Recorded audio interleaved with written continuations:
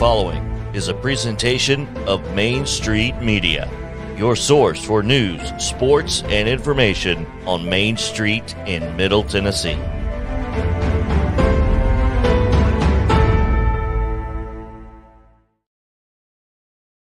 Flags. 30 years of the best sports talk in Middle Tennessee, featuring Tennessee Radio Hall of Famer George Plaster, Tennessee Sports Hall of Fame coach Watson Brown, and Young Guns Billy Derrick and Michael Sindrick. And now, here's your host, George Plaster.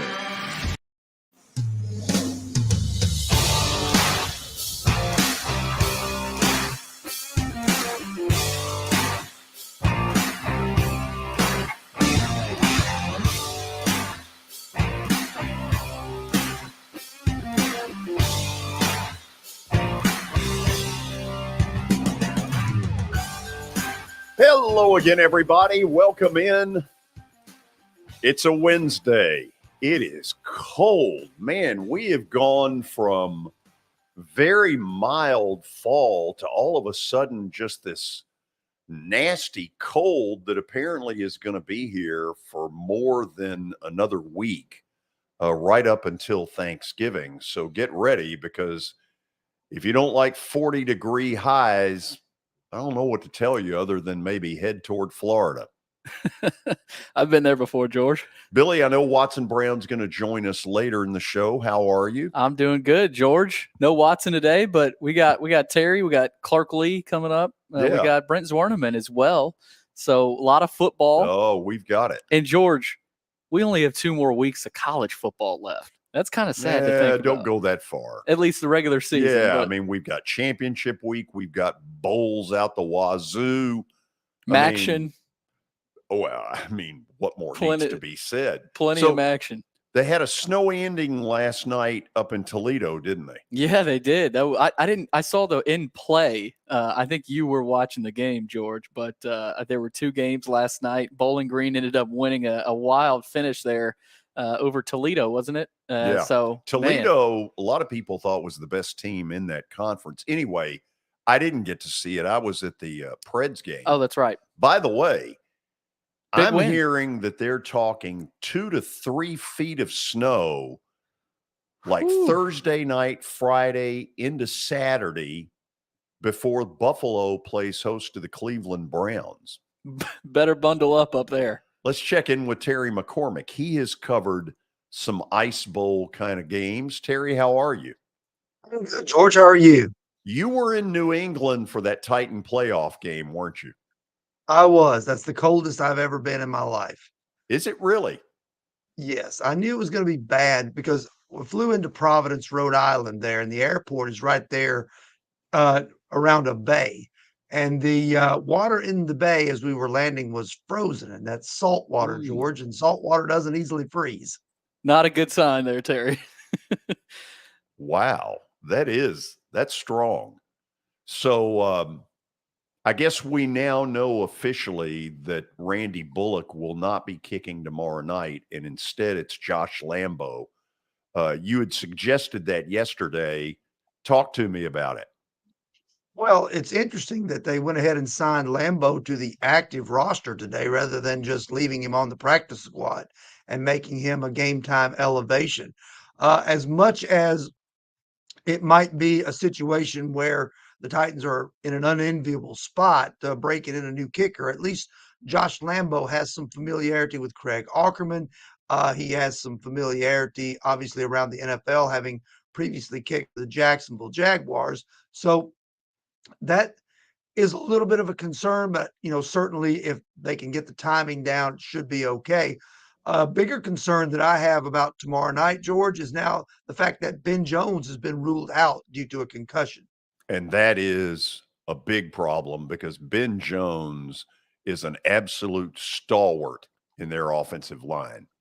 Oh, there's no doubt about it. He is the leader of that offensive line. He is kind of the glue that holds not only the line together, but in some cases, it seems like he holds the entire offense together. So they're going to go probably with Corey Levin at center, and he's played some there before. He's out of the University of Chattanooga. He's been a backup for most of his career, hasn't gotten many starts, but looks like this will be his opportunity. Terry, let's go back to the field goal thing for a minute. I've got a theory, and I think my side of the theory got a little more juice in it. The Chargers have had to do this exact same thing, and their guy has come in and is like 6 for 6 since all of this went down with their injury. I would claim there are a good 10 kickers out there that are not on NFL rosters today who are plenty good enough to go in and knock it dead center. I think you're probably right. The kicking is a funny art. It's sort of like pitching in baseball, where just a little bit of a fraction off can turn a guy who is really lights out into a guy who is really struggling, and vice versa. So it'll be interesting to see how it goes, because when you have a new element to the equation between the long snapper, the holder, and the field goal kicker, sometimes it takes a little bit of getting used to and a little bit of working to try and figure out, what exactly is the right formula. So it's going to be interesting to see how Josh Lambo fares in this one, George. But like I said, much like how, you'll see sometimes relief pitchers, they'll have an ERA of 7 one year, then the next year they'll have an ERA of 1.5. Who knows? Sometimes it's just little adjustments that need to be made. Terry, help me with this. You covered Matt LaFleur when he was the offensive coordinator for Mike Vrabel, and now he's the head coach of the Packers. He's been wildly successful until this year. And then Sunday, when I thought he kind of screwed up late, and his screw up, I thought, sent the game into overtime with the Packers really having made no effort to win it in regulation. Rodgers blew up at him, and he sort of took it, and then in the press conference blamed himself. Talk to me a little bit about Matt LaFleur and his personality. Matt LaFleur is a guy that, he was only here for one season. And, he seemed like one of these kind of boy wonder type coaches that came out of the Rams organization, a disciple of Sean McVay, one of these fast rising guys. And you've seen several of them. You wondered if just 1 year as an offensive coordinator, if he was ready to be a head coach. Obviously, what he's done at Green Bay shows that he is ready to be a head coach. And it's interesting because when you go coach the Packers, you know that there's going to be a certain amount of massaging of Aaron Rodgers' ego and his personality that you're going to have to do. It's like that with a lot of these veteran quarterbacks and things like that when a new coach comes in. So I guess for the most part, he and Rodgers get along pretty well. But obviously on Sunday, when Rodgers felt like that LaFleur had erred, he didn't hesitate to let him know about it. No, he didn't. And I think that would have been better left after the game. But I'm not Aaron Rodgers, and I can't get away with what it is he gets away with. Terry, anything else you want to leave us with? Well, George, I think the Titans, a couple of things. One, they do not have an injury designation on Ryan Tannehill. I don't think that's a big surprise, but that means he definitely will suit up and be the starter here on Thursday night. And then I think there's a chance that Jeffrey Simmons gets to give it a go. He said he was feeling a lot better after staying off that ankle on Sunday. So if you're a Titans fan, keep your fingers crossed that Big Jeff is back and ready to work on that defensive line. Well, the decision to keep him out of the Denver game and get a win with him not being in there, Terry, that may bode well for tomorrow night at Lambeau because they'll have their hands full. Green Bay's got a little confidence now. They're starting to believe a little bit where that hadn't been the case until last Sunday. No, you're right. And you were talking about all that snow that's headed to Buffalo. Makes you wonder if they're going to get any of that up in Wisconsin tomorrow because it's certainly supposed to be cold. I think temperatures maybe in the teens. So it'll be lovely. So I just got breaking news on ESPN. I got notification. Go ahead, Billy. The Titans have ruled out 4 starters, including Bud Dupree, Randy Bullock, and Ben Jones for tomorrow's game. Who's the 4th? In the headline, it doesn't say a 4th, but Amani Hooker's the other one. Yeah. Amani Hooker. There's a story. If you had checked TitanInsider.com, George, you would have known that. Well, you know what, Terry? Terry's ahead of us. Oh, I love it. I love it. He got even. That was a get even for all the nasty things I've done It sure over was. the years. And look at him. Look at how much he enjoyed that. The confidence. Terry, I thought you were a better person than that. To lower your No, I'm not. Not even close. to lower yourself to my level. That is shocking. Speechless, wasn't he? We'll see you tomorrow. Hopefully, All right, have a good one, George. speechless then. Love it. Terry McCormick's Daily Titans Update.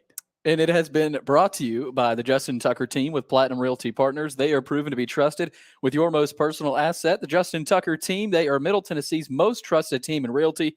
Give them a call at 615-906-8458.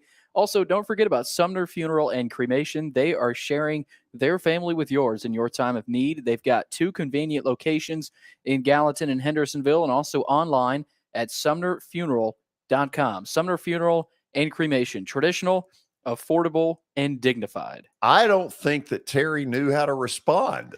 Yeah, he was speechless there, George. It was hilarious. Oh, man. George, let's start the update here with the Virginia situation. Of course, they have decided to cancel their game this Saturday. Which they should have. Yes, and I think we did talk about that off air yesterday. And so Coastal Carolina and Virginia will not be facing off on Saturday. We'll see if the Virginia Tech game gets played. That's a game that probably should still be played, George, and would probably expect to see that one played. But the killer, George, was reportedly aiming at people. So this wasn't an accident of any sorts. And I think I heard on SportsCenter this morning that, he fired a shot at somebody in their sleep. I'm if I'm not mistaken. Yeah, I saw the same thing. It's just Watson said it the other day. It's pretty tough to even talk about. It appears that he went on this trip with the intentions of gunning down this. And I don't know what that does legally as far as premeditation. I mean, Yeah. It sure seems like it is. Whatever the case, this is a pitiful, sad story. Man, your heart just breaks for those people up in Charlottesville when you think about what's going on. It's awful.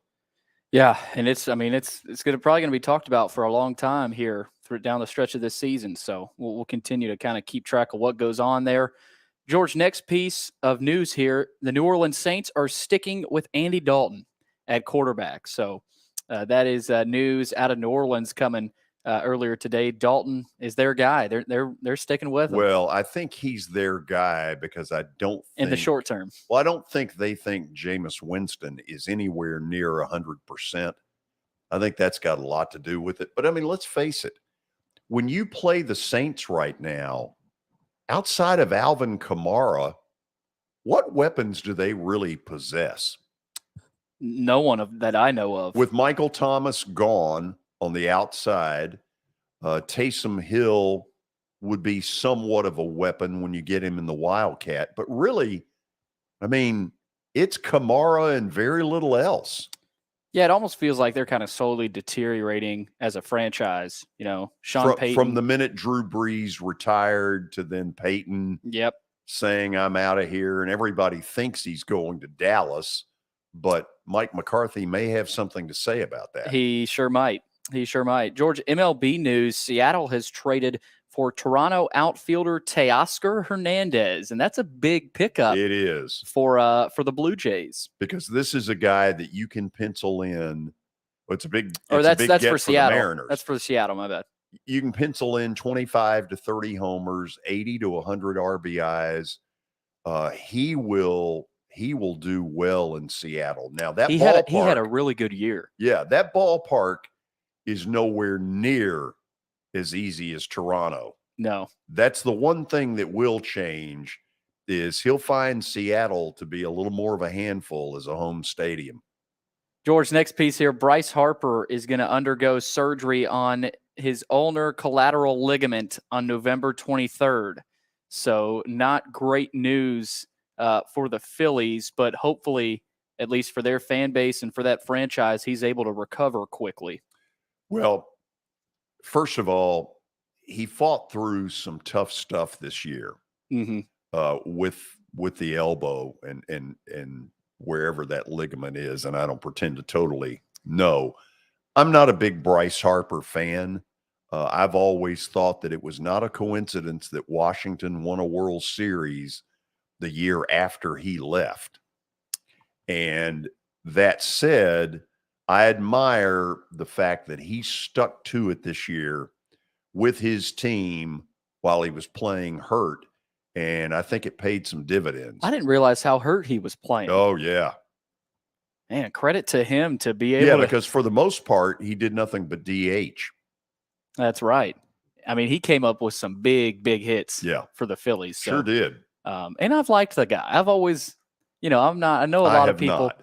I know a lot of people aren't the biggest Bryce Harper fans, especially if you're a Braves fan, but I've never really had a reason to dislike the guy. So, well, I may not either. I mean, if you give me, okay, why do you not? I'm just not a big fan. Is it just because he's on the Phillies or? Oh, good Lord, no. No, I didn't like him as a Washington National. Just the antics and some of the other things. I'm just not a big fan of his. Okay. Keep going. George, that's it. That's it? Yeah. That's all we got? That's it for the update. Okay. Well, let me tell you what's going on the show. We'll be joined in a few moments. Billy interviewed him earlier today, Vanderbilt football coach Clark Lee. Then we'll get into some analysis, not only of Vandy, but their next opponent, the Florida Gators, who in the last 2 weeks have found something. And it's something a whole lot better than they were finding before they found this. Then at 5 o'clock, I'm very excited about this. Brent Zwerneman. He is the Houston Chronicle Texas A&M beat writer. He's also the guy that broke the story a year and a half ago at SEC Media Days that Texas and Oklahoma were joining the league. We'll have some fun with him on that. And obviously, we'll talk about Jimbo Fisher and what is his future, because I don't know who's noticing, but let me read it to you. Mississippi State beat them 42-24. Alabama beat them 24-20. South Carolina beat them 30-24. Ole Miss beat them 31-28. Florida ripped them at home 41-24. And Auburn, who's not very good, beat them 13-10. A&M has lost 6 conference games in a row, and they are paying Jimbo Fisher a boatload of money. And who would have ever thought Vanderbilt is closer to being bowl eligible than A&M at this point in the season? Oh, my God. They're 3-7. Vandy's 4-6. So that tells you about where they are. Nothing really against Vandy. That's more against the Aggies there. And then Watson will join us. We'll do a tale of the tape of tomorrow night's showdown at Lambeau between the Green Bay Packers and your Tennessee Titans. Stay tuned. This is Main Street Media Television.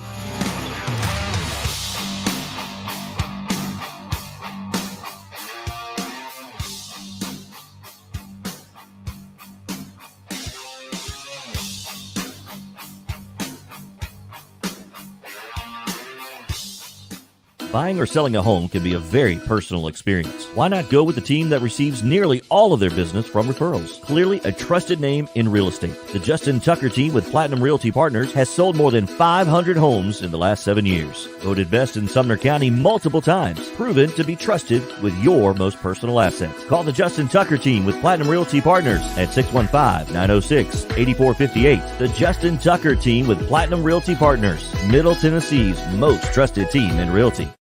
I highly recommend Sumner Funeral and Cremation because of their caring nature and attentiveness to detail. Pre-planning your funeral now will bring you peace of mind and less stress to your loved ones. When the chaos of losing you happens, your family can honor and celebrate your life, knowing things are happening just as you wanted them to. Pre-planning determines the details of your funeral, cemetery services, and can be less expensive. We are honored to serve you and are always here for you in your time of need. Sumner Funeral and Cremation. Traditional, affordable, dignified. SumnerFuneral.com.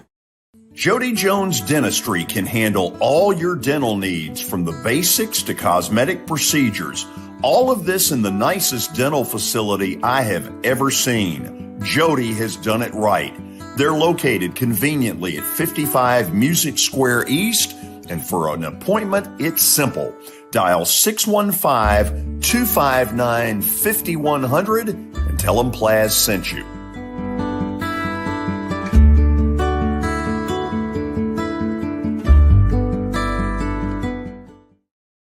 When you're thinking about golf, consider Riverside Golf Links. Under new ownership, the course has improved dramatically. It's now 27 holes, complemented by a 9-hole executive course. Book a tee time now at 615-847-5074 and get ready to enjoy the beauty of golf in the Old Hickory area at Riverside Golf Links.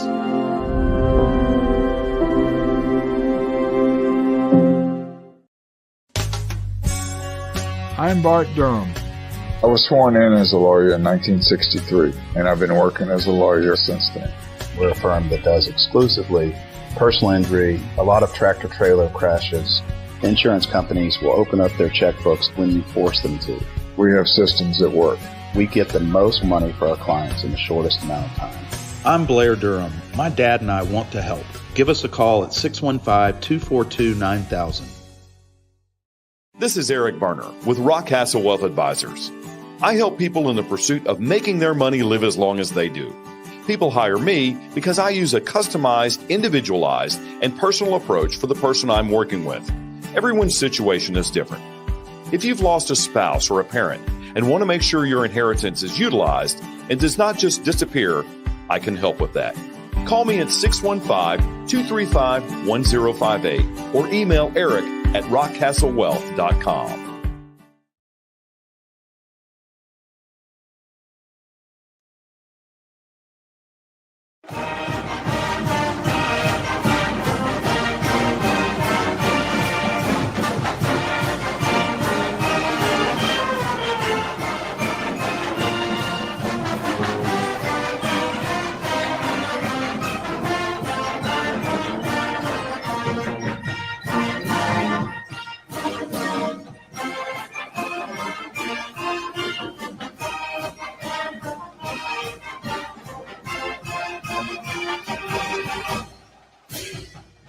So most of you know Vanderbilt snapped a long SEC losing streak Saturday at Kentucky. This one caught a lot of people by surprise, including me. There's a little bit of what in the world is going on at Kentucky, but good for Vandy that they're able to get this win. And now the focus turns to the rapidly improving Florida Gators, an 11 o'clock in the morning game on Saturday. Earlier today, Billy Derrick caught up with Coach Clark Lee. Coach, get a big win in Lexington, 24-21 over the Wildcats. Going to try not to make it too much about that game, but first I got to ask, how's the team feeling, at least health-wise? How are you feeling? Are you guys feeling a little bit better after last week? We are, yeah. We've had, obviously this time of year you're always going to have injuries that linger, and we came out of the game relatively healthy, which was good. And obviously I think the good result was a nice boost for us, and something that we want to do more of, celebrating big wins, in the locker room afterwards, and that's something that we want to get back to. So all is well. Coach, emotions were high after the game. How do you quantify what a win like that means for your program, and especially after everything you guys went through last week, to be able to go up there and get a win? Just kind of, how do you quantify the meaning of that? Honestly, the emotions for me had less to do with any kind of external feelings or validation, and it was just more about you care about a group of people and you put a lot into it. There's a lot of love and investment and sacrifice that goes into these weeks, and we've called this team into the fight every week, and they've followed us and have continued to improve and continued to show resilience and a commitment and a belief in what we're building, and just to see them rewarded for that, it felt amazing. It was a great moment for this program early in. We were clear afterwards to say that we were going to celebrate it the right way, but also that we expect many more of these moving forward. And the first one's special, but as this program builds to the vision we have for it, we're gonna be talking about sustained success in this conference. And last Saturday was a first step. It was a gateway through which we step and then look to level up moving forward, but one that was special to all of those involved. Coach, up on the wall behind us here, we've got dominate the red zone, and that was one of the things you guys were really able to do, especially defensively. Would you say that was a huge part of the game when Kentucky was able to get into the red zone?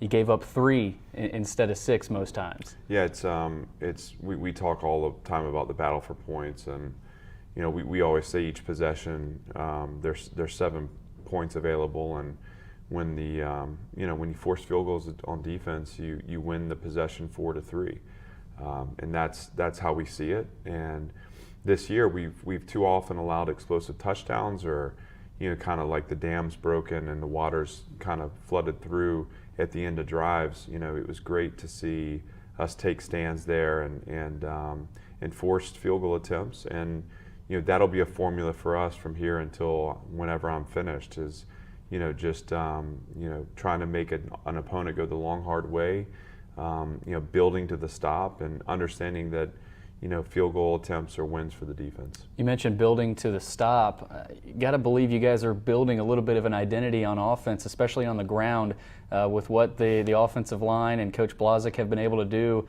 Mike Wright and Ray Davis both go over 100 yards apiece. So what did you like most about what you guys were able to get done in the run game, and how that kind of elevated the offense a little bit? Well, we established space for the ball carrier. I thought we established a physical presence at the line of scrimmage, and when we've gotten our run game going, we've been able to get rhythm on offense. So you get into convertible third downs, and you stay on schedule, and it kind of everything else clicks into place. I thought Mike did a nice job of getting the ball on the perimeter as well, which was an issue earlier in the year. So we were able to stretch the defense horizontally and then puncture vertically in the run game. It was, it had good balance, and that's going to be a formula for us. Obviously, the more we maintain possession of the ball, the more we can control the game with our offense, which is going to be a part of our formula. Coach, I want to ask you about your defensive strategy, of course, with your defensive coaches. 30 seconds left. Kentucky still has a chance to either tie or take the lead there. First play, I think you brought 3, and then you added a couple more guys there on 2nd and 3rd down and even 4th down. What was the goal there? What did you guys want to do there on that defensive possession, the last defensive possession, to really limit Kentucky from getting anywhere close to a field goal? Well, we felt like the 4-man rush was important. I think when you drop 8, you give time and space to the opponent, and there's certainly times to do that. I think if that's a 2-possession game or an 8-point game, you're probably a little more willing to play, just keep the ball inside and in front early in the possession. But we felt like we needed to try to shorten the downs and create some pressure. We had gotten pressure throughout the day on the quarterback, and he's too good to give him time to sit back and pick you apart. And so, so we added the 4th rusher, and I thought the structure behind the rush was really good and sound, and it made it hard on them to find space, and that's the point. And those are lessons learned from this year, but certainly you can go back to the South Carolina game a year ago where we faltered in a 2-minute drive defensively, and had some really healthy conversations about what the combination is of coverage and rush that we need to be successful. Coach, obviously this is your first time trying to regather the locker room after a big-time SEC win, first SEC win for you. You guys have done it before against non-conference teams, but what's the challenge there? Is that a new challenge for you guys? How are you guys approaching that this week? I think at this point in the year, it's also rhythmic. I mean, we don't, I don't feel any different right now than I did a week ago. It's, this is a part of a bigger journey. We certainly didn't arrive Saturday. We had a positive event, and certainly what we feel like is, again, signs of progress, which we want to celebrate, but this is still about, again, the big picture journey and the mission that we're on. And so, we've developed this rhythm each week where, Monday's our chance to unpack the prior game. Once we get to Tuesday, it's all focused on the next opponent, and we have ways of measuring the energy and the output on practice to make sure that we're not letting anything linger from the week prior. And I feel good about the early work here towards Florida, but obviously we're going to need to finish our preparation to give ourselves the best chance we can to win on Saturday. Coach, at the quarterback position, of course, Mike Wright played in the Kentucky game and ended up winning the game for you guys, helping lead to that victory. What's the approach this week? Of course, with A.J. Swann's status, you said he's questionable. What's the approach there this week? Well, we got to see, what A.J. can get back for and what his availability is. If he's available to play on Saturday, great. And then, what has been the body of work through the week that informs us of whether or not he's ready to help us win a game. We want to be fair to AJ and fair to the offense, and certainly fair to Mike Wright, who has proven himself more than capable and did a great job of leading this team to victory last weekend on the road. And so either way, we've got a good player behind center, and we have confidence that they can do what's needed to put our team in a good position. Florida's playing good football right now, Coach. They went and dominated South Carolina at home. So what challenges do they present, especially with the way they have been able to run the football? Yeah, physical run game on offense. Obviously it goes through the quarterback. He's a big, skilled athlete that has a really strong arm and can make you pay getting the ball over the top. But obviously he also adds a component to their run game that's dangerous. Anytime you're talking about the quarterback running the ball, you're talking about having to play within a structure and having to have all 11 guys executing their responsibility, and that'll be important. The guys he hands the ball off to are also very capable and created explosive plays for that team last Saturday against South Carolina. It's a good offense, and it's an offense I think that's found an identity and that has a lot of confidence in who they are. Defensively, this team is a team that's disruptive, and they've forced a lot of turnovers. And they're simple in their structure, but they play hard, and again, they disrupt the ball. And so, our formula is going to have to be no self-inflicted wounds. We got to protect the football on offense, and then certainly play within our structure on defense to give our team the chance to win. Coach, I don't think we'll be seeing any snow on Saturday. What do you think? I know we saw some in Lexington. We'll be ready if we do, but hopefully the weather holds off and we have a nice day for football. Early kick in Nashville, 11 a.m. Central Time on the SEC Network. It's the Florida Gators coming to town. Coach, thanks for taking the time. Great to be with you. So, Billy, what are you hearing on A.J. Swann? Well, George, I have heard some rumors, but I'm not going to bring those up because we don't know how true any of those are. He's questionable. I mean, that's the extent of what Clark Lee has said. George, I want to ask you this though, and I'd love to get Watson. I don't know if we can get him on later in the week, but do you ride with Mike Wright? I mean, do you ride with the hot hand? Do you give AJ a shot, or do you just kind of shut him down and say, look, AJ, we want to try to keep you healthy, at least for the future and the years to come down the road. I think that's a tough decision. But yeah, all we've heard right now, George, is questionable, and it's kind of up in the air at least right now. Well, help me with this. Swann's deal is a concussion, right? Yes. Okay. I think first of all, it's been 2 now, right? And I think that is, for me, that's cause for concern. Yeah. It's easy to say, well, get him back out there, man. He's the future. You need him, but there's also the component of this is a human being, mm-hmm. and you want to make sure that before you put him back out there, that everybody is cleared properly. And I know that's what they'll do. Billy, I don't believe that just because they beat Kentucky that Mike Wright has solved his issue. His issue is, I don't think he is a Division I college thrower. I think he's definitely a Division I college quarterback running the football. There's no doubt about his running skills. Yeah. The throwing skills are still in question. And the 2 games that are coming up, Florida at home, Tennessee at home, they're not going to be able to just line up and expect to, have a 16-play, running the football drive and cram it down these people's throats. They're going to have to be able to throw, and that's where you wish you did have Swann. Yeah, and I think it'd be different. Say we're a year ahead, and Vanderbilt's sitting at 5-6, fighting for a bowl game. Maybe Swann's banged up. You'd probably throw him in there, especially as a sophomore. But just with him being a freshman, and George, you added the human element in here. I mean, if you put him in there, he gets another concussion. Football may be out of his future. So, I don't know that this is as serious as the Tua issue, of course, but I do think that should be a discussion point here. Sure, it's concerning that a young guy has to deal with this. I mean, that's South Carolina hit. Whoever it is. Did you see that, George, where he got kind of slammed to the ground, it could have been called roughing the passer. I think they've called that in the NFL before, where it's that extra slam. And it was neck. It looked the whole backside was slammed to the ground. So, it's hits like that where if that happens again, it's not good. But then again, you're playing in the SEC. You're going to get beat up, especially for at Vandy. So I think that's something that's a line they got to kind of walk. And obviously you want your O-line to be able to protect your quarterback, but you also want to think about the health and safety of your quarterback. Yeah, look, I think this is a guy that they view as a big piece of their future.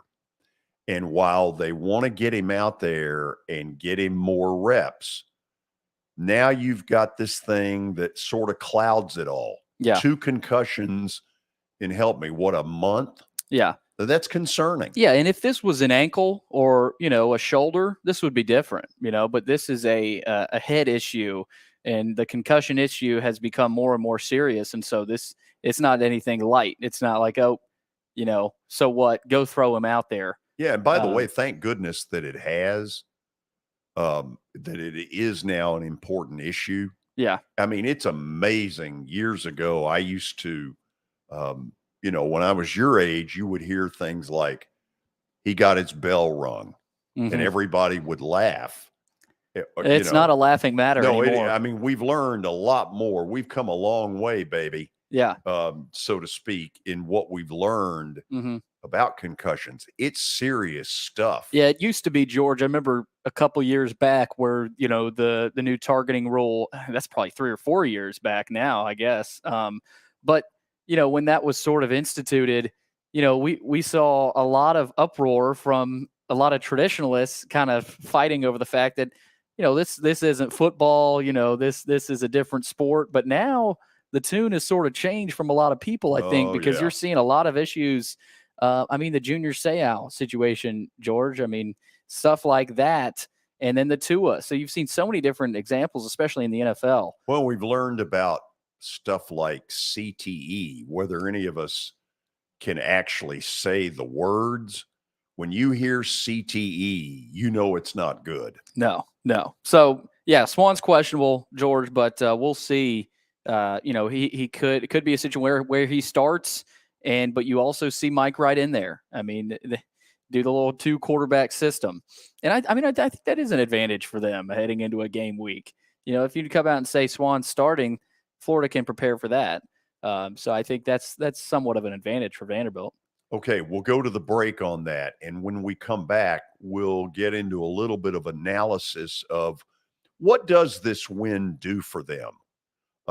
Because it's an interesting question with a lot of maybe answers. So stick around. Watch me sort of say maybe. This is Main Street Media Television.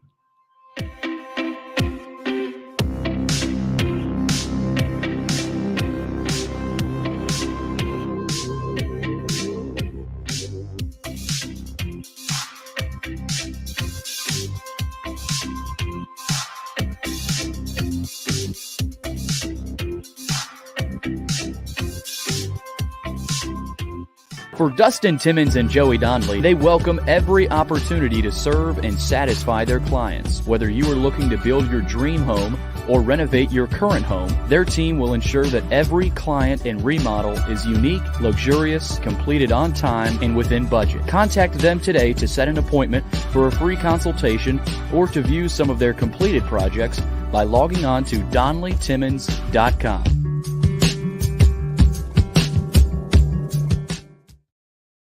At WellSkin Dermatology and Aesthetics, we pride ourselves in providing access, innovation, and a patient experience second to none. Access to care and treatment when you need it. Innovation with medical-led cosmetics and various on-site technologies for full-service treatments with a customer experience that is calming, casual, and effective. Independently owned, providing medical, surgical, pediatric, and cosmetic dermatology and more. Visit WellSkinMD.com to schedule your appointment today. WellSkin Dermatology and Aesthetics. Access to healthier skin.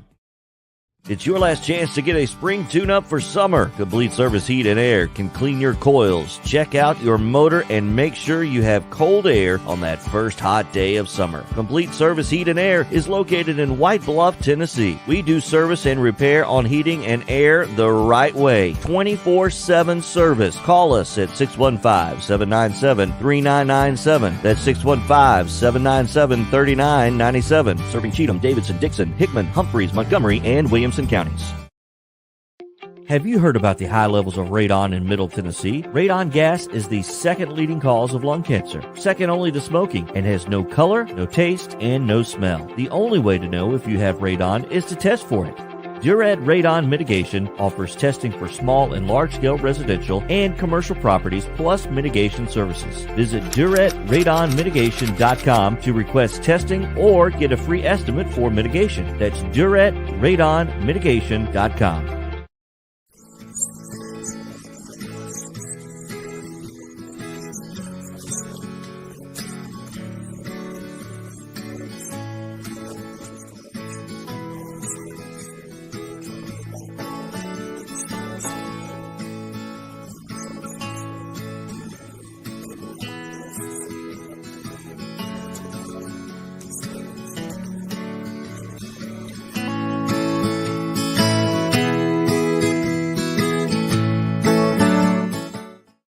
Since 1865, the First Baptist Church of Gallatin on Winchester Street has served its community by catering to the least, the last, and the lost, providing a church of welcome used by God to save the lost, transform the saved, and impact its community. As a proud multi-ethnic congregation, Pastor Derek Jackson personally welcomes you to join them in fellowship Sunday mornings at 8 in person or at 1045 in person or online at firstbaptistgallatin.org. First Baptist Gallatin on Winchester Street, serving with open arms as a true church of welcome.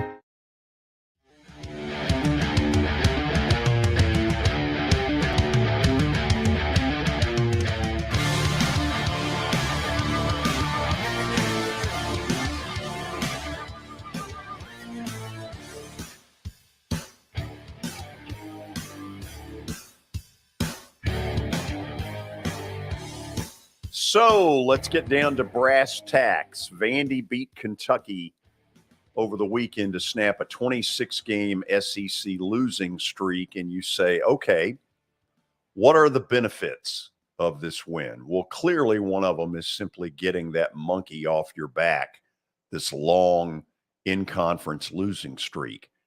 I think there's another one that starts to emerge a little bit, and that is people negatively recruit.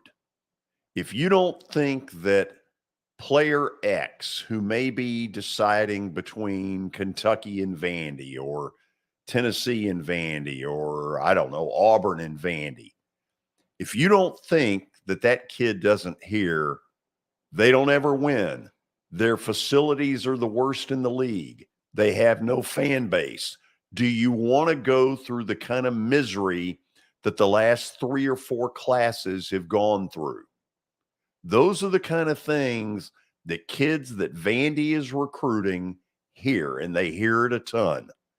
So kids sitting there as a high school junior going, well, they're right.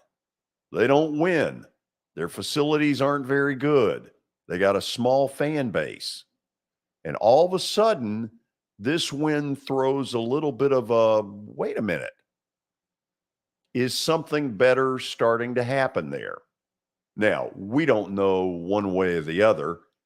We've been down this road before, but Billy, I would say what it does do is it opens up a little bit of, what's going on there? Yeah, George. I mean, I think it's huge for recruiting. That was one of the first things I thought about after this game. I said, man, you can point to, if you're Clark Lee and the coaches on the staff now, you can point to something in your record, an SEC win, and say, look, we are moving in the right direction. We're headed down the right path.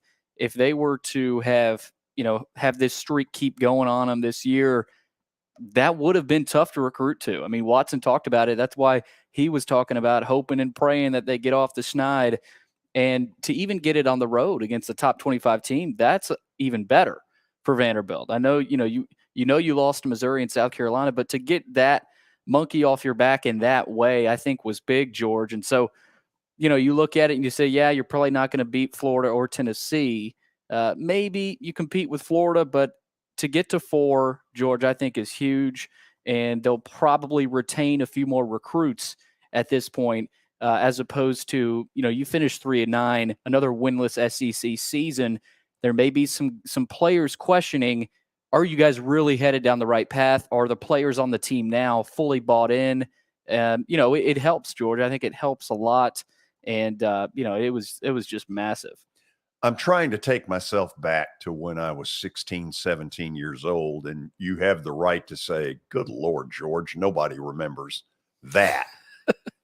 But what I think I remember as a sophomore or a junior at BGA was, number one, how am I going to not go to summer school?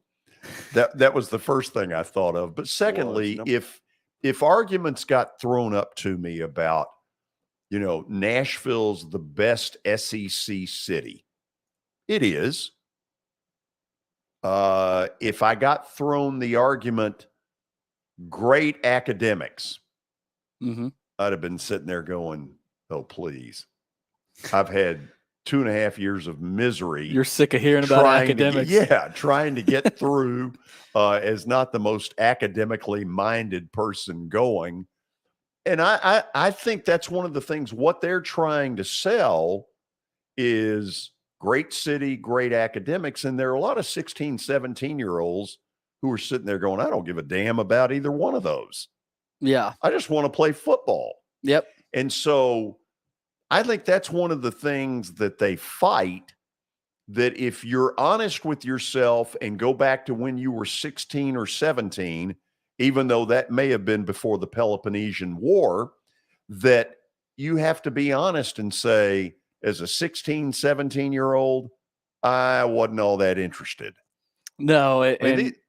Billy, these kids are more interested in what's your alternate jersey look like. Mm-hmm. I mean, that's a big priority, apparently. It's stupid, but it is. Yeah, and that's what Clark has talked about, George. He's talked about, this is a football decision for the recruits and for players that commit to us. This is not an academic decision. This is not a city of Nashville decision. You're committing to play football at Vanderbilt. That's why you're going to Vanderbilt.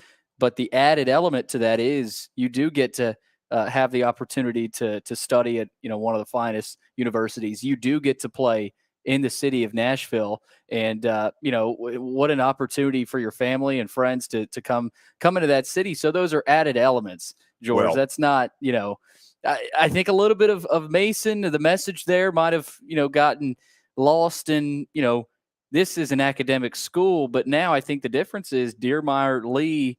It's different now. I mean, this is a football decision. Obviously, George, there's so much more work to do. But I do think that sort of the overriding theme and cause of what they're doing, that has shifted a little bit. Well, the recruits that they try to get are being pounded with these messages. Do you want 4 years of misery? Do you really believe they're going to turn it around when there are, in the last 60 years, maybe 8 to 10 that have been fun? And do you really want to go through that when you can go to our school, you can get a good education, and you don't have to deal with the misery? That's what they fight constantly. Yeah. I'm not saying that X school does it. Hell, I'm saying all of them do it. Mm-hmm. And it's one of the things they fight. And that's where I think the Kentucky win will at least put a little bit of a, whoa, wait a minute, into it. And George, I think it helps that, this wasn't some, 2-point, 3-point victory at home against Missouri or South Carolina. This was a top 25 road win against a good opponent and a great coach.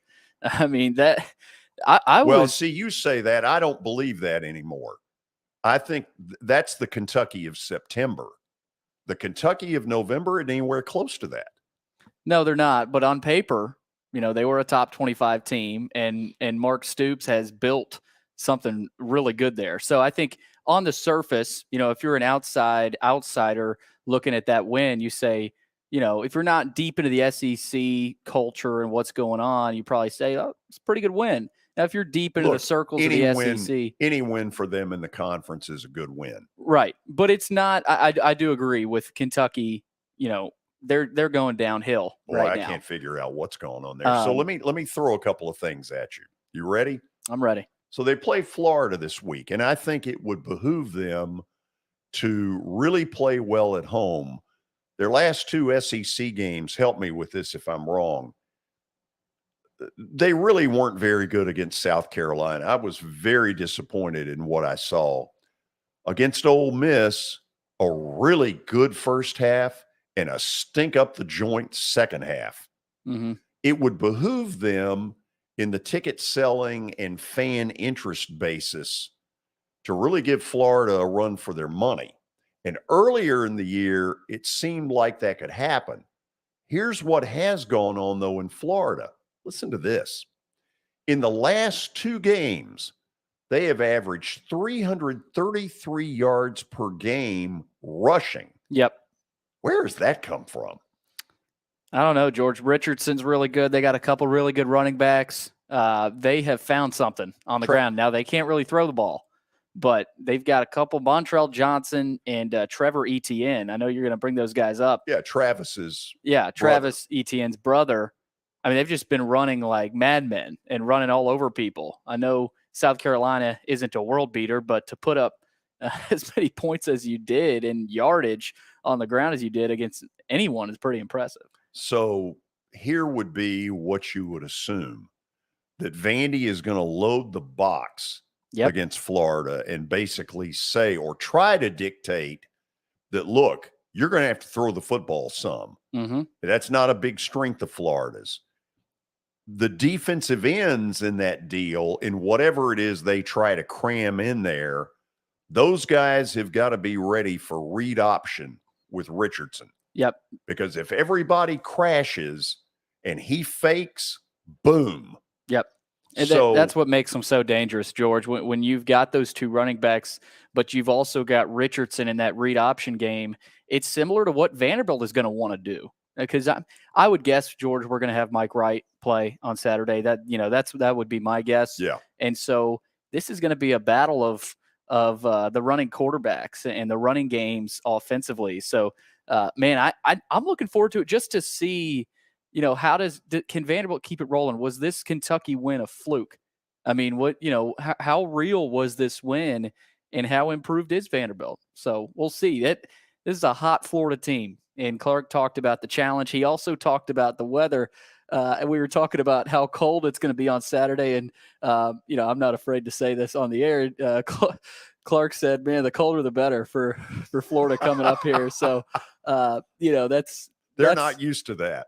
No. And, we'll see if that ends up helping Vandy Saturday. They would not have enjoyed Lexington last Saturday. No, I don't know that anyone would have. No. I don't even think Kentucky did. No. We'll go to the break. When we come back, it's stat of the day, and then Brent Zwerneman, who is the Houston Chronicle's Texas A&M beat writer. He is a terrific writer.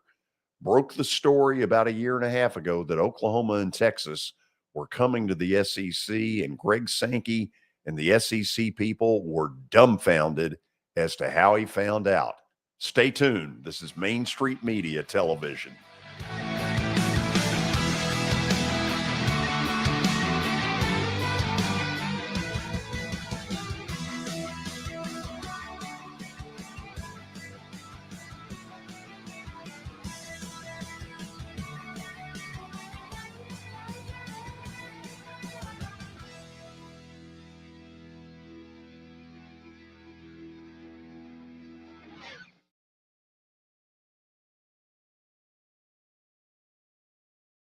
A man was critically injured following a crash early Friday morning. Officers at the scene said the victim was driving a pickup truck when he lost control of the vehicle.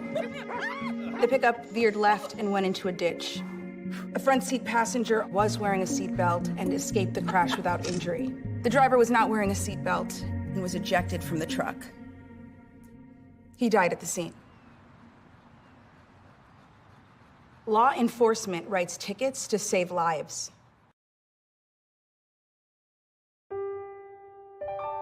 This holiday season, the largest lantern event in the country returns to Nashville Zoo.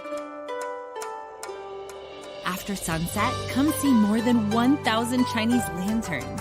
All new designs including mythical beasts, a fantastical North Pole village, even a dragon soaring over your head. Welcome back to Zoo Illumination at Nashville Zoo. Bigger, brighter, and better than ever. When I made the decision to host the Plaster and Friends Celebrity Bowling Night, Strike and Spare is where I turned. And what a wise decision that turned out to be. They have 5 locations in our area with family attractions. They're perfect for birthdays, groups and corporate outings, and holiday parties. For more info, it's simple. Go to strikeandspare.com.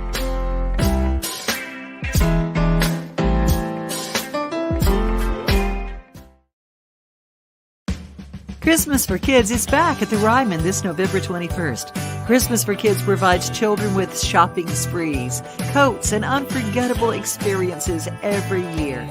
This annual fundraising concert helps bring that experience to more kids.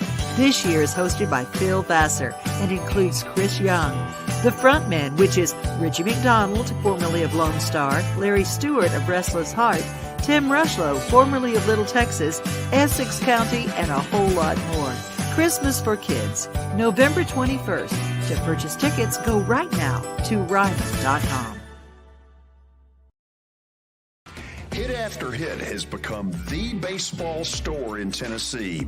They have over 1,000 different models of gloves and over 1,500 wood bats. They also have several Iron Mike pitching machines as well as a Hit Tracks machine. If they don't have it, you probably don't need it.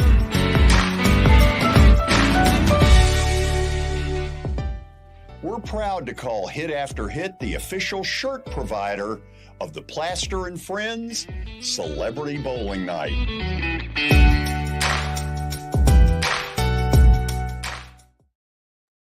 This is attorney Bart Durham, and this is me. I'm Aaliyah. Keeping in good physical condition is really important to me. But when I had a wreck with the tractor trailer truck that hurt my legs so bad I couldn't work for almost a year, I knew I needed a lawyer that understood tractor trailer cases. So I called Bart. Bart gets millions of dollars for his clients every year. At Bart Durham Injury Law, we've handled hundreds of tractor trailer cases. My dad and I want to help. Give us a call at 615-242-9000. Hey everyone, I'm John English. This is Keith Wallace, and we would like to welcome you to John English Antique Sports and Cards in Shelbyville, Tennessee.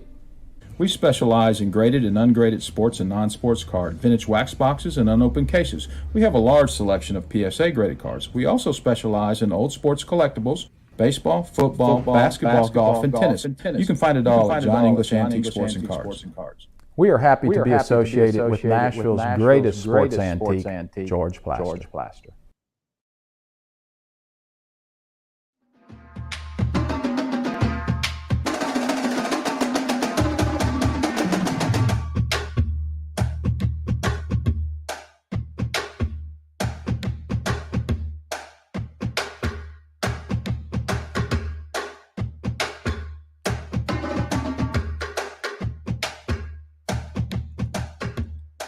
Welcome back into the George Plaster Show. It is now time for Stat of the Day.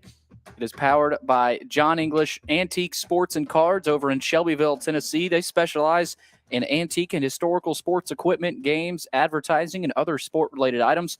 You can find them in Shelbyville, of course. They're open Tuesdays through Fridays, noon to 5, and Saturdays from 10 a.m. to 5. You can find them online at johnenglishgradedcards.com. Also, don't forget about Eric Berner with Rockcastle Wealth Advisors. You can give Eric a call at 615-490-7052 or visit rockcastlewealth.com for more information. And, George, I'm having a little bit of trouble with getting the stat of the day up on the board here, so bear with me here as I try to get that thing back up here. Can you read it to me? Yes. Let me pull it up real quick, George. I apologize. Let's see. By the way, have you confirmed that I'm not getting inside info? Not yet. I need to check with Michael on that. You just do that. George, here's the question. This year, Michael Harris II and Spencer Strider finished first and second in Rookie of the Year voting. Who is the last pair of rookie teammates to accomplish this feat? Oh, gosh. I am thinking, my first thought is it's a couple of Dodgers. And I'm thinking the first baseman, I'm thinking Mike Marshall and Greg Brock. And I don't know if that's right or not right, but that's what I'm going with. Okay, that's final answer, George? Yes, it is. Okay. Let's see what the answer is. It's Kimbrel and Freeman. Oh, no. In my own backyard. Couple of Braves guys for you, George. Were they really? Yeah. Last pair of rookie teammates. Wow. First and second in the Rookie of the Year voting. Okay. Good question. Were you surprised by Harris winning it, George? No, absolutely not. No, it was either going to be him or Strider. Yeah, I didn't realize how good of a year Harris had. Oh, he had an unbelievable year. And clutch. That was the part that shocked a lot of people, was he was really clutch. Anyway, enough of that. I know we got good things coming up.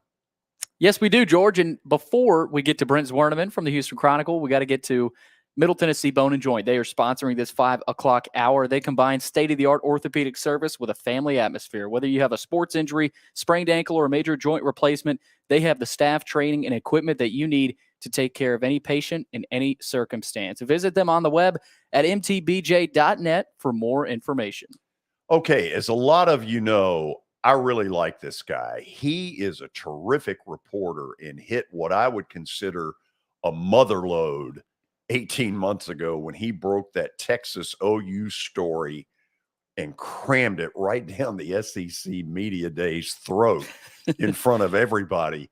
Let's bring him up here. Brent, of course, is Texas A&M's well, no, let me say that. I said it the wrong way.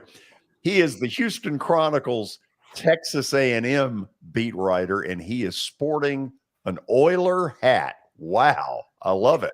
George, that's what I grew up on, man. My dad would take us to Astros games. We'd sit in the outfield, and occasionally Rockets games, but Oilers games, those are too expensive, and they're on TV.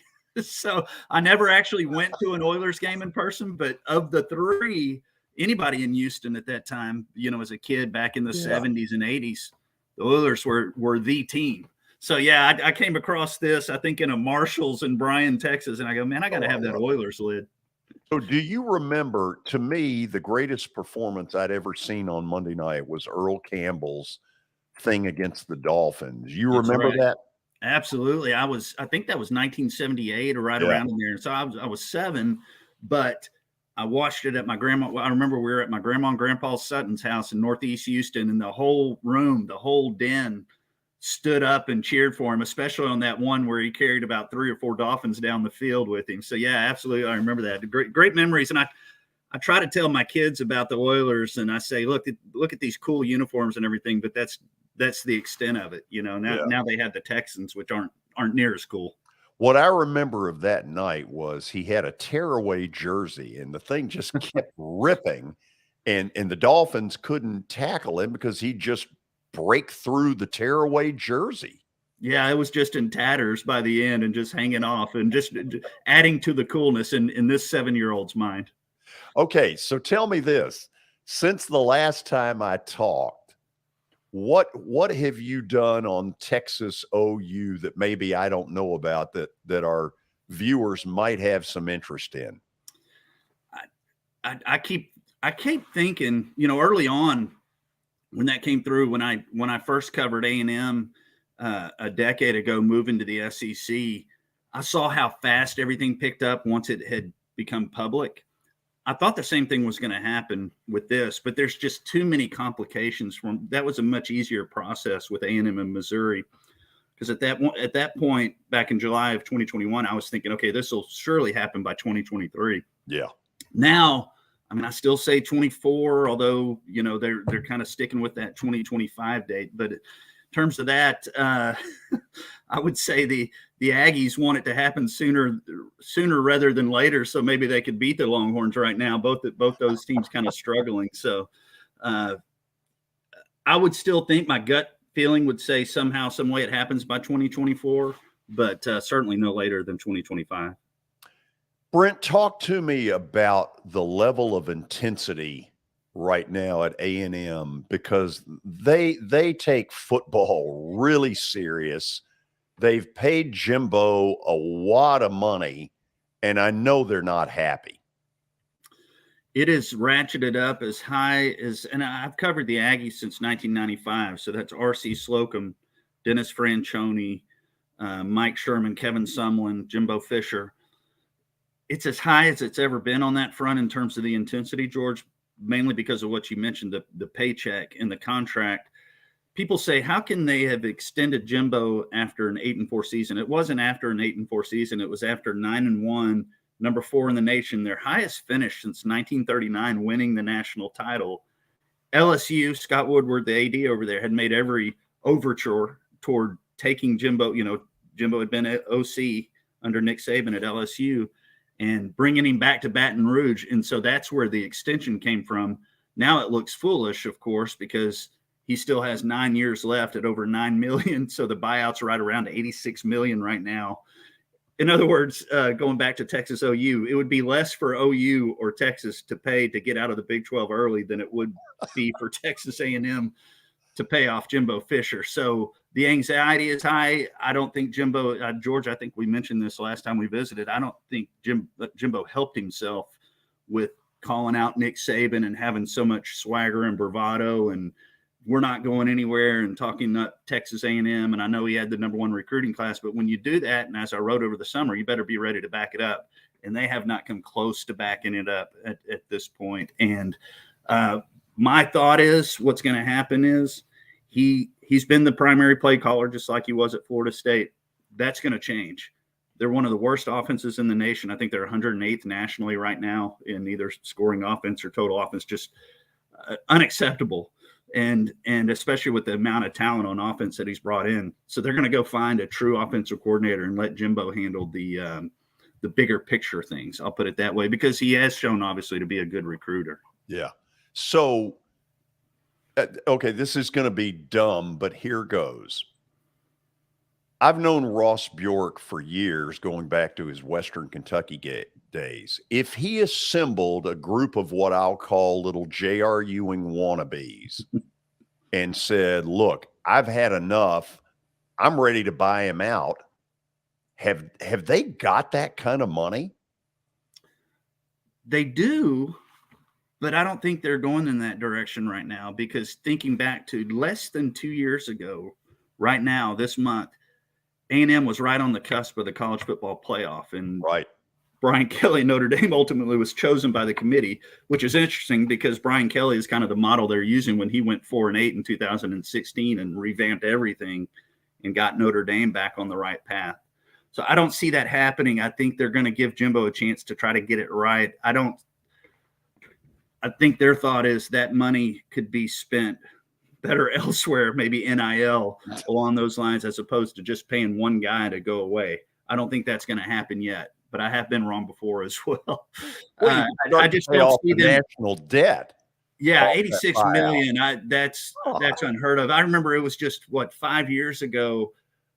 Some Aggies were like, wow, we're paying Kevin Sumlin, whatever it was, $12 million to go away. My goodness gracious. I just don't see that with 86 million. Okay, let me try this one on you. The rumor in coaching circles, and it's been out there for the last 4 to 6 weeks, is that when West Virginia finally shows Neil Brown the door, that Jimbo, not liking the heat he's catching, would like to go back to where he kind of grew up at West Virginia. Do you think that rumor has any validity? He did. I wish I could cite who the source was or the interviewer was. I believe it was a television station out of West Virginia that said, Coach, are you going to come home at some point? You know, kind of like Bear Bryant, but he heard mama calling, right? And Fisher responded, I think, as one should in that situation. If someone's talking about your hometown or your home state, He said, "You never say never." I think that was over the summer. I didn't put much stock in that. I figure that's the answer that anybody from their home state would say at that point, and also it's true. Things can go south in a hurry, or things can change. And next thing you know, it might be nice to come home. I have not heard that specifically. I think he's going to be at Texas A&M next year. That's my impression right now. Could he end up at West Virginia at some point? Very possibly. I mean, I think that's probably the program he grew up on, obviously being in that state and so forth. But I don't think it's anything imminent. I just don't see that. I will say, if you're at West Virginia now, maybe that path to the college football playoff is maybe a little easier than it would be at A&M moving forward. I guess that's up for debate as well. But, if he's thinking in those terms, because obviously he took Florida State to the final BCS title game in 2013, was part of the first college football playoff 2014 in the semifinals. So maybe he considers it from that perspective. But my impression of him from the very beginning was that he was very driven at A&M to show that he could do it with this sleeping giant. He could awaken this program that hasn't won a national title since 1939, that has all these resources and fanatical Aggies, 100,000 people in the stands, win or lose, every week. It's crazy to see. And that he was very driven to do that and be out of the shadow of Bobby Bowden and say he could do it elsewhere. We'll have to remain to see. It's been a weird past year. I'll put it that way. Starting with, I shouldn't say starting with George, but mainly maybe the highlight of that, or low light, was the calling out Nick Saban with the weird press conference that he threw together and just ranted for 10 minutes. And even when that was going on, I was sitting there thinking, man, I think he might end up regretting this. And I would say that that's probably pretty accurate at this point. So let me throw out another dumb hypothetical, because it's obvious quarterback is a huge problem there, and it has been now for a couple of years. And we now live in a world where if you really aren't sure you've got one, you're screwed. So let's just throw one out there. If you could take Jaden Daniels from LSU and plop him into A&M, would all their problems be fixed? Not even close. But I will say that I do think, they had one of the top prospects in the nation signed last year, Connor Wegman, who's now been thrown into the fire after Max Johnson. I thought Max Johnson looked okay. He was doing okay, broke his hand.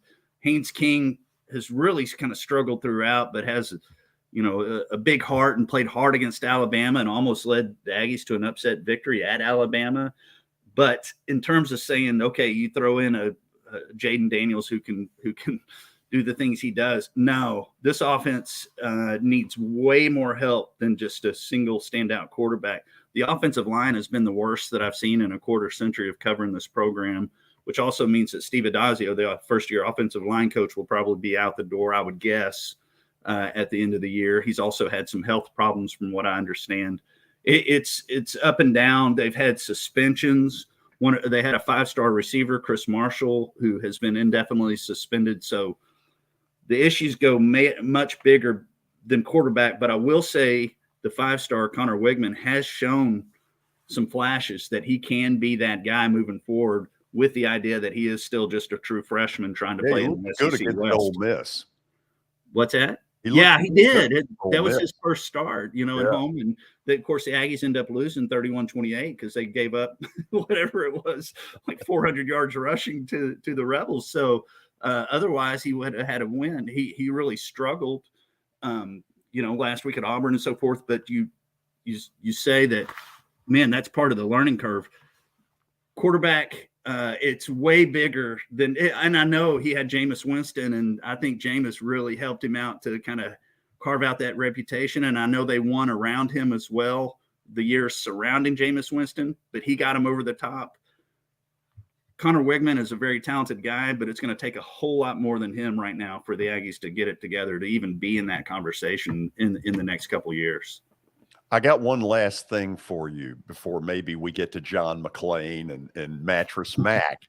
Right. But, seriously, Kyle Field, when you watch it on television, it's just amazing. I've never done a game there, but I can tell, man, it's a hopping place. And you see the Friday night pep rallies and you see all this stuff. Has there been any erosion because of this? George, I think the only erosion will be Massachusetts at 11 a.m. this Saturday. Now, based on the idea that, okay, here's the non-conference game and they're 1-6 and right. SEC play. But it is incredible. It is incredible when they had lost however many in a row with Ole Miss coming into town. The Astros were playing that night in the World Series 100 miles away in Houston. I was sitting there thinking, okay, this place holds 102,000. Man, it might have 75 in it, and people are going to be detached thinking about a winner in the Houston Astros and not this team that's been losing all these games under this high-priced coach. That place was packed. It was raucous. It was crazy. It was a great atmosphere. George, when I first in my early decades, I'll put it that way, of covering the Aggies, it was freestanding stands on each side. And when they would sway with the war hymn, you would hear things cracking. And I didn't like it at all. As my dad, who's in the military, said, hey, when we marched across bridges, you fall out of step because you don't beat them like that. And he went to one game at A&M. He goes, that's it for me. I'm good. Because he did not like the swing of the stands. Well, A&M was very smart when they rebuilt the stadium. And there were a couple of guys who were behind this of making sure they tied the whole thing together, all four sides together. So it doesn't move near as much because that swaying, as they say, sawing varsity's horns off, it's really something to see. Opposing players have told me they purposely do not look up in the stands because it can make them woozy if they're looking up there and seeing this sway going on during the game. So, yes, they're a passionate fan base, and Aggies, I've seen it ask a lot here in the last month or so of what are we doing wrong? Talking about A&M fans, what are we doing wrong here to not have a competitive team? And I'm sitting there thinking, man, it's not y'all. Y'all are certainly doing your part. Oh, amazing stuff. So let me confirm this before we leave. Mattress Mac has not offered to hire you. He has not. He is not. That is. So people who don't know where I'm going with this, my longtime comrade in arms, John McClain, is, am I right, leading up a sports website for him? That is, yeah, Mattress Mac. And I talked about growing up on the Houston Oilers. I also grew up on Mattress Mac in Houston, and he had this little furniture place on the north side and saves you money. And so I've kind of grown up on the Oilers, John McClain and Mattress Mac. Yeah. Those are a big three. And so John, in his retirement, I believe, is writing for Mattress Mac. Jim McIngvales, who had a very colorful outburst at the World Series, and then Houston fans rallied around that as well. He is helping write for his website. Sure, Brent, you are the best. I appreciate your willingness to come on, put up with all my mess. Thank you as always. I enjoy it. I enjoy the old school stories, George, as you know, as we know from our previous visits. Hey, we've got a few, don't we? That's right. Thank you. See you soon. You bet. See you. That's one good writer right there, Brent Zwerneman from the Houston Chronicle. He is Texas A&M's beat writer for the paper, and he is one terrific writer. This guy knows exactly what he's talking about. So does Watson Brown. We'll get his opinions on the Titans and the Green Bay Packers. The tale of the tape is coming up next on Main Street Media Television.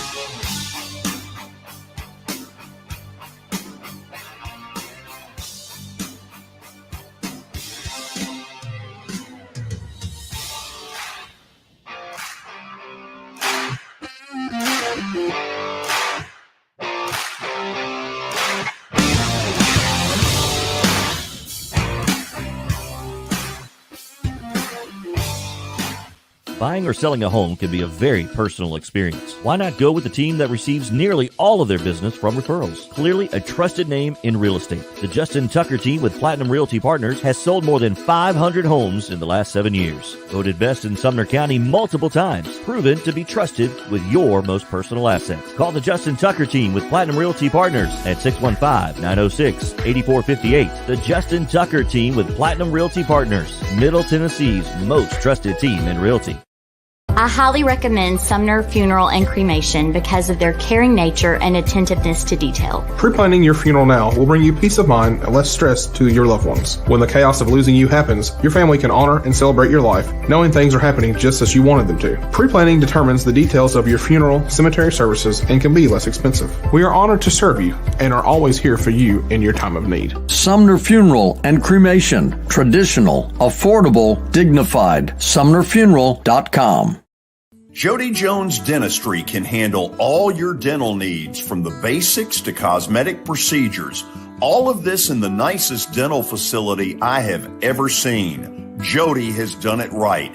They're located conveniently at 55 Music Square East, and for an appointment, it's simple. Dial 615-259-5100 and tell them Plaz sent you.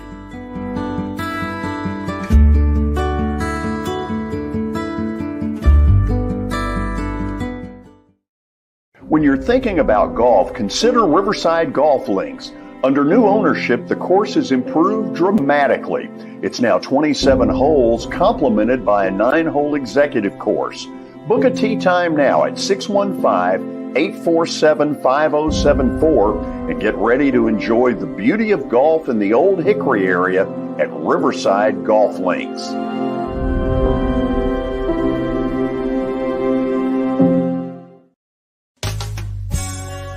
I'm Bart Durham. I was sworn in as a lawyer in 1963, and I've been working as a lawyer since then. We're a firm that does exclusively personal injury, a lot of tractor-trailer crashes. Insurance companies will open up their checkbooks when you force them to. We have systems that work. We get the most money for our clients in the shortest amount of time. I'm Blair Durham. My dad and I want to help. Give us a call at 615-242-9000. This is Eric Berner with Rock Castle Wealth Advisors. I help people in the pursuit of making their money live as long as they do. People hire me because I use a customized, individualized, and personal approach for the person I'm working with. Everyone's situation is different. If you've lost a spouse or a parent and want to make sure your inheritance is utilized and does not just disappear, I can help with that. Call me at 615-235-1058 or email Eric at rockcastlewealth.com.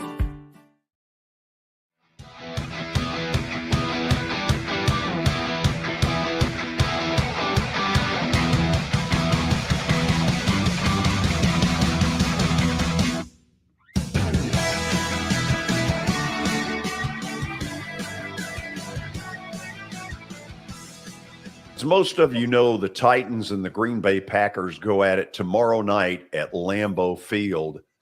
Watson Brown joins us for a little bit of a tale of the tape. Watson, I've been to Lambeau, and I've got to tell you, it was one of the bucket list places that I ever wanted to go. That and Arrowhead in Kansas City were two that I got a chance to travel to for games. I was in hog heaven. No, I've got to go. I've got somehow, some way. I don't know how I'm going to get there now, but I'm with you. And I bet you caught your breath when you just walked around the place, didn't it? Oh, yeah. You know what was weird? You remember Kevin Carter, the former Florida Gator. Mm-hmm. So Kevin and I were riding in the same bus. It was a Titans preseason game, and he knew that I had never been there before, and he knew I was really excited about it. He was like, George, you won't believe it. He said, it's in the middle of a residential neighborhood. And we get to Green Bay, and I'm like, where? Oh, my God, there it is. And it's in a neighborhood. It's so weird. Those videos after seasons were over and Coach Lombardi would leave the stadium and go into his basement of his house with his buddies there. You remember all those we used to watch, sure. George. And I don't know. It's nostalgic, man. Would you not say in the NFL, would that not be the stadium that if you're going to go see one, would that not be the one you would say that's it? Oh, to me it is. I mean, I've been to old Soldier Field before it turned into a spaceship, and I enjoyed seeing it, but there was nothing quite like Lambeau. No. And I got to go to Yankee Stadium when I used to watch the Giants play all the time on TV in the early years, but it was baseball when I saw Yankee Stadium, so I never saw it laid out as a football field. Yeah. So Titans and the Packers go at it. Let's sort of do the tail of the tape. And Watson, even though you have the check mark for the Titans in the running game, it's a lot closer than people would think. Oh, no, that check mark ought to be way over here in the middle. Honestly, I'm not sure that they are favored after last week. We didn't run the ball very well, and the Packers have had quite a few 200-yard rushing games and have two really good backs. So I'll leave it as a check there, George, but I nearly put it 50-50. The check would be barely in the middle toward the Titans. Watson, the passing game, all you have to do is say Aaron Rodgers, and of course it's going to go in that column.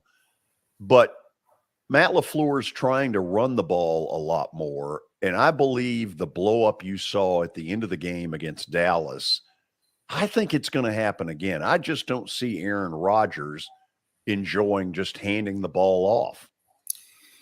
No, and I think the check goes there, but they haven't been great either. Last week was really the breakout game for them throwing the ball, getting some receivers to start making big plays. And it's more of our passing game has just not been very good, George. So neither one of these teams have passed the ball very well. And it's amazing to say that with Aaron Rodgers, but it's true. And but we have struggled with the passing game so much that we now get all excited when we make a first down throwing it. I mean, it's gotten to that. I hope it keeps getting better. Our tight ends are coming on a little bit now. Westbrook-Akina had a good game. Maybe they can add to that with him. But Aaron Rodgers alone, you can't mark passing game Titans on that one. And I think that's pretty strong Green Bay. Watson, the defensive check mark has to go to the Titans. Do you think they're getting better as it goes along? Because certainly nobody's running on them at all. No, the run game has been that all year. Nobody has. And that's the way you beat Green Bay. A lot of their passing game, to what I think Aaron Rodgers doesn't care for, comes off of the running game. And when you can't get the running game going, those passes aren't very good. We struggle with that ourselves. When we can't get the running game going, our passing game isn't very good. But our run defense and our pass rush in third downs has just been our defensive front. Our linebackers have played solid, but that front four has just been, and deep. It's been fantastic. It will need to be, I'd like to think Simmons is back this week, but he may not be with a short week. But even when he wasn't, but we have not played great offenses, George, all year. Kansas City was the best. It looked like we kind of held them, but yet they had 29 first downs and 499 yards of offense. They just didn't score sometimes the way they have. So I'm still not sure how good we are when we run up against a real good offense. This offense, though, is not real good. So I think it's a checkmark strong Titans defense. Watson, on Monday's show, you called Titans punter Ryan Stonehouse the MVP of the team. And the more I got to thinking about it, not only right close to MVP, whether it's him or Derrick Henry, but also incredibly underrated. Very few people have brought this point to the table that this guy is forcing teams to go 80 and 90 because he's so good. George, go back and look at every game. We don't make a first down, balls at the 30. We make 5 yards, 4th and 5 after a kickoff, and they're inside the 10 when they get it. The other thing that really sticks out to me is when you get in a punting game like we got into the other day, especially in the first half, we punt, they punt, we punt, they punt. We were gaining 10 yards a punt when we were punting the ball. So while we're punting it back and forth, we're still gaining field position. It's unbelievable what he's been. He kicked off the other day when Bullock couldn't kick off and kicked it in the end zone. Amazing. Amazing. Bullock makes it a little nervous for us with him a little bit injured, but I still – punter and the way you can't play the Titans style without field position. You've got to have field position to play the Titans style. And that man gives it to us. Whether we gain it offensively or not, he gets it for us. Check mark Titans special teams. Okay, obviously the check mark for home team goes to the Packers at Lambeau Field. Let's talk about the intangibles here, because you bring up Lambeau Field, and certainly it's one of the better home advantages in the NFL. That coupled with a short week. Watson, talk to me about, I mean, you know this better than anybody. If you have to play on a Thursday, having played on a Sunday, take me through the things you would have to do that aren't normal. George, it's completely different. First of all, to me, you don't put a pad on that week. You can't. The kids are still too sore. They're still a little tired. We did Saturday to Wednesday and Saturday to Thursday some, which they're doing Sunday to Thursday. And so it's a different week for everybody. It's a different mindset. But I've always thought major advantage home team on those short weeks, because you're losing a day traveling. So you're traveling on Wednesday. When you're playing on Thursday, it really cuts another day of practice out for you, at least some form of a shorts type thing that you might do, where normally you do nothing on the day before a game, but when it's a short week, you do something the day before the game. And so I always give home team the advantage as an intangible in a short week. So being at Lambeau and a short week, and the third intangible to me that we couldn't write up there is Jeffrey Simmons. We didn't miss him last week because the Broncos had the same problem we did. They got so many offensive linemen out. It didn't show. But against a better team, and he doesn't play, I'm anxious to see how we hold up front. So I'm really anxious to see if he plays or not in this game. I just got a feeling he may show up in this game. He's one of those kind of kids. He's just one of those kind of kids, man. I think it'd be hard to keep him out of Lambeau Field. Okay, let's check where you think this is going to end up. Give me just a second, George. Okay, and we'll get to Watson's final score, which I think is going to surprise some of you. Probably will. So as we stall here for a second, let me say this. Watson, we stayed in a place called Appleton. That was where the team stayed back then. And I remember the restaurant being almost a Green Bay Packers shrine. I'll bet that's right. Yeah, that's another cool piece of that trip. Okay, am I now? Well, there it is. So you think the Titans win? I think physicality of running the ball when Green Bay's not a great run-stop team, and we get their run under control. Every game they've won, I'm pretty sure I'm right about this. Somebody might check me on it, but I think every game they've won, they've rushed for 200 yards in. And if that's the case, ain't nobody rushed for 200 yards against us. I don't think this team can.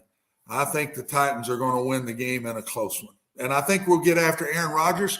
And Aaron has had a history of, if he can't get out of the pocket, sometimes he'll let it go and it might get tipped or whatever. He'll try to throw it in these small holes, and we just might get us a couple away from him. But I think the running game, stopping their running game, will be the difference in the game.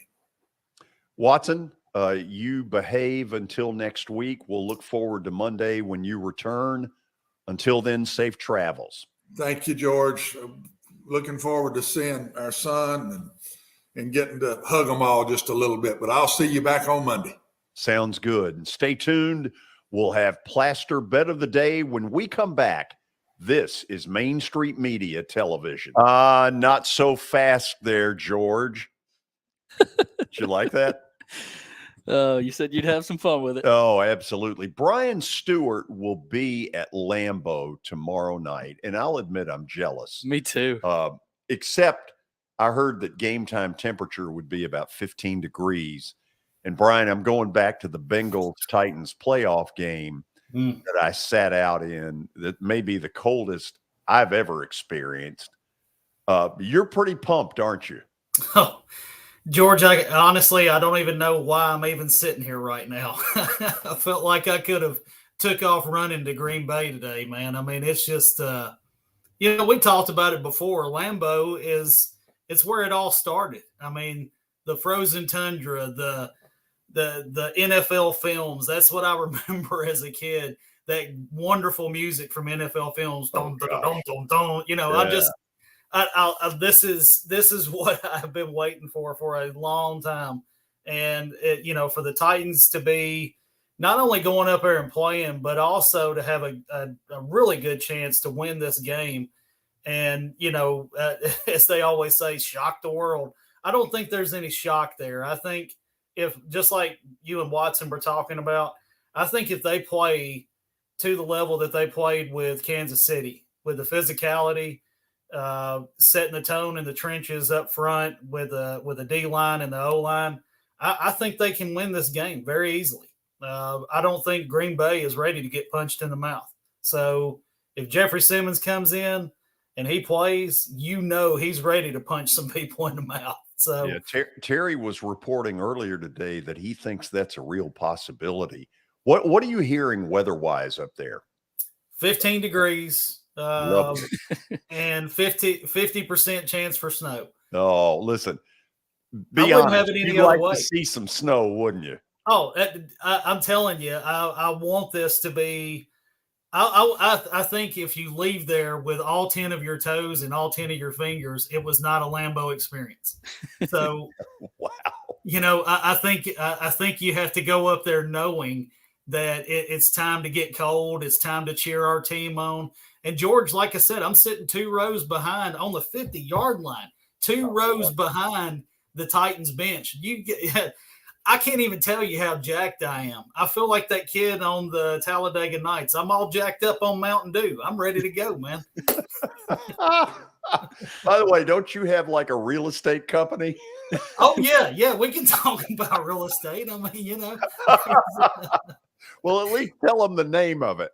Yes, One Stop Realty and Auction. I want you guys to know that we have our first auction coming up Saturday. So, yes, whenever I come back from Green Bay Friday night with 9 of my toes intact, I do plan on being at that auction Saturday morning, bright and early, up in Jolton. So if you guys haven't heard, this house is going to be a fantastic auction. It is a large 3-level home on 2 acres. We will be auctioning off personal property starting at 9 o'clock, auctioning off the house at 12. And then somewhere in between there, we will be auctioning off a Honda Civic that does not run, but it has a clean title. So there's plenty of opportunity for everybody to get up there and find something. We are so excited about this. Honestly, this is the only thing I'm more excited about than getting up there and cheering our Titans on in Lambeau. Hey, safe travels, my friend. You're going to have a blast. We'll see if we can hook up with you tomorrow. If not, just give us sort of the memories on Friday.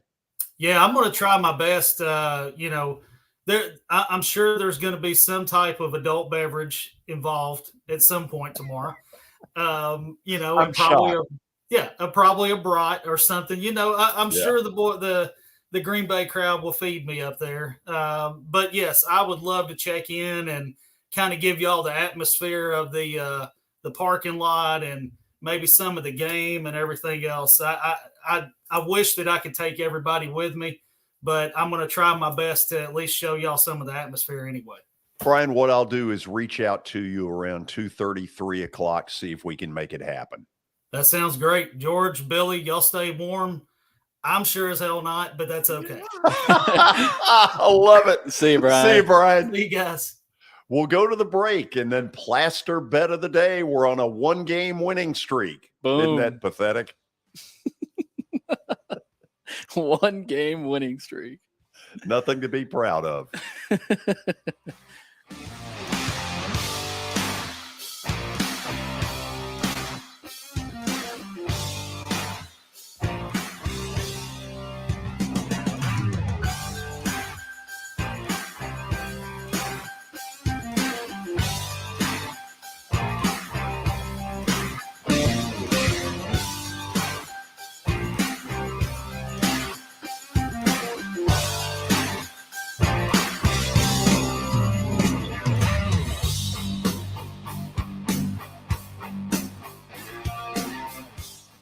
Hit After Hit has become the baseball store in Tennessee.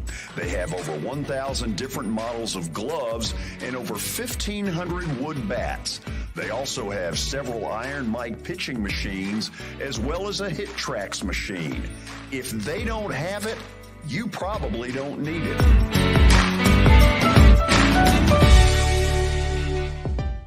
We're proud to call Hit After Hit the official shirt provider of the Plaster and Friends Celebrity Bowling Night.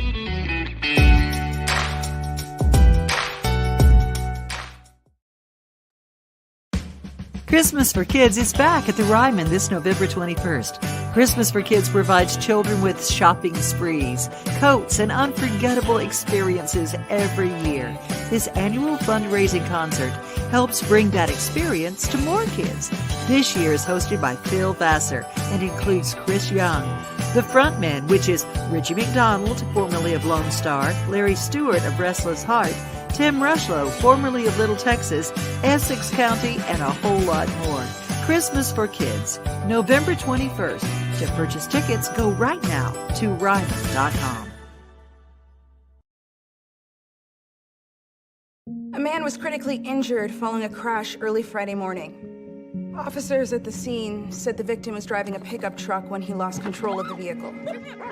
The pickup veered left and went into a ditch. A front seat passenger was wearing a seatbelt and escaped the crash without injury. The driver was not wearing a seatbelt and was ejected from the truck. He died at the scene. Law enforcement writes tickets to save lives. This holiday season, the largest lantern event in the country returns to Nashville Zoo. After sunset, come see more than 1,000 Chinese lanterns. All new designs including mythical beasts, a fantastical North Pole village, even a dragon soaring over your head. Welcome back to Zoo Illumination at Nashville Zoo. Bigger, brighter, and better than ever. When I made the decision to host the Plaster and Friends Celebrity Bowling Night, Strike and Spare is where I turned. And what a wise decision that turned out to be. They have 5 locations in our area with family attractions. They're perfect for birthdays, groups and corporate outings, and holiday parties. For more info, it's simple. Go to strikeandspare.com.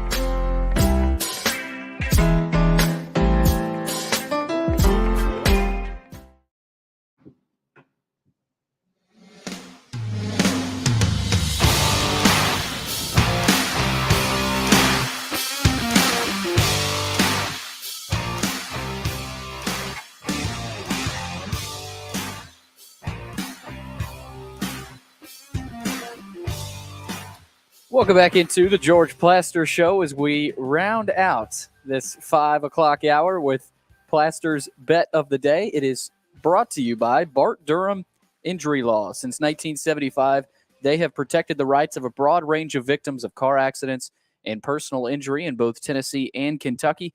If you too have seen your life interrupted by an injury on a highway, in a hospital, at your workplace, or on unsafe property, let their attorneys do the work fighting for the full financial compensation that you need. Learn more about Bart Durham Injury Law by logging onto their website. That's bartdurham.com. Okay, George, let's check your result from last night. Ohio got the win. Big time win in a crazy game. Both action games were crazy for that matter. I didn't see it. When you say it was crazy, what did happen? Well, I mean, it was a back and forth game, and I think Ohio scored late to go up in that one. I just remember seeing some crazy clips on Twitter. So I think that was a back and forth game. But George, you get the win with Ohio. You're 71-74, 48.9%. Wow, we're getting there. Slowly but surely. Yeah, we've been saying that now for a while. So, Billy, it's simple tonight. What do you got? It's MAC. You're just riding the MAC, aren't you? Darn right. And I've got 3 letters to give you. NIU. Northern Illinois is home tonight against Miami of Ohio. Now, the trick here is Miami, Ohio's got a lot of incentive because a win tonight would make them, I believe, bowl eligible. Yes. But I think NIU's pretty good, at least in the MAC. And they play in that dump, and it'll be cold, and there won't be a lot of fans there. No. There are plenty of available seats. Sections will be available. Sections available. NIU, baby. So that's what we're doing. Riding with NIU. Yeah. Okay. We'll see how that goes, George. Okay. Tomorrow on the show, Mark McGee will join us. We did not have Mark on a week ago. His father passed away about a week ago, and certainly our thoughts and prayers are with Mark's family. But he will rejoin us tomorrow, and the Preds have got the Islanders at home tomorrow night, and they're on a 2-game winning streak, and they are playing better hockey. That's encouraging. And then during the 5 o'clock hour, we'll have underdog picks. Willie and Darren, in some form or fashion, we got to figure out how Watson gets with us. And we'll have some reports from Lambeau Field. Brian Stewart will be our reporter on site. That's going to be a lot of fun. Hope you'll join us. Until then, good night, everybody.